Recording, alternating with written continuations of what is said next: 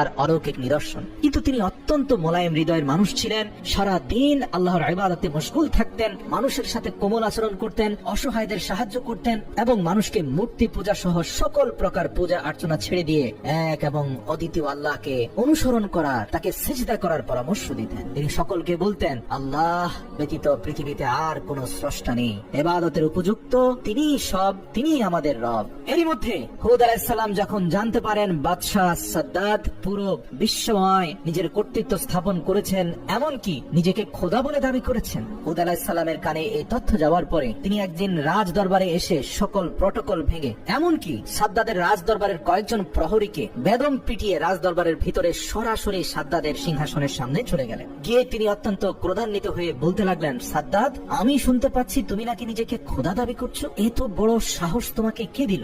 এক এবং অদ্বিতীয় আল্লাহর প্রতি আজই তুমি ঈমান আনো, আর নয়তো মহান প্রভু তোমাকে কখনোই ক্ষমা করবেন না। রাজদরবারের সবাই তো অবাক, যার বয়ে দেশের সমস্ত মানুষ, উজির নাজির মন্ত্রী, এমনকি নিজের বেগমও কথা বলতে পারে না, সেখানে একজন দরবেশ কিনা তাকে উপদেশ দিচ্ছে। কে এই ব্যক্তি? পাশে থাকা তার মন্ত্রী বলল, হুজুর, কে এই ব্যক্তি যে আপনার উপর কথা বলে? তার সাহস তো কম নয়, তাকে এক্ষুনি মৃত্যুদণ্ড দেন। সাদ্দাদ তার মন্ত্রীকে থামিয়ে দিল, কারণ সাদ্দাদের চোখে যে গভীর দৃষ্টি আছে, সে দৃষ্টি দিয়ে তিনি হুদ আলাইহিস সালামের দিকে তাকিয়ে বুঝতে পারছিলেন যে ইনি সাধারণ কোনো মানুষ নয়, তার ভেতরে অন্তত কয়েক হাজার মানুষের শক্তি বসবাস করছে।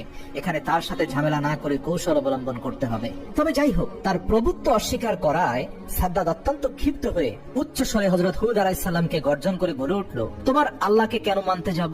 কিসের জন্য আমি তোমার খোদাকে মানব? হুদ আলাইহিস সালাম বললেন, আল্লাহ পরম করুণাময়, যদি আপনি তার প্রতি সিজদা অবনত হন এবং তার বিধিবিধানের অনুসরণ করেন, তাহলে দুনিয়াতে শান্তি পাবেন, আখিরাতে চিরস্থায়ী বেহেশতে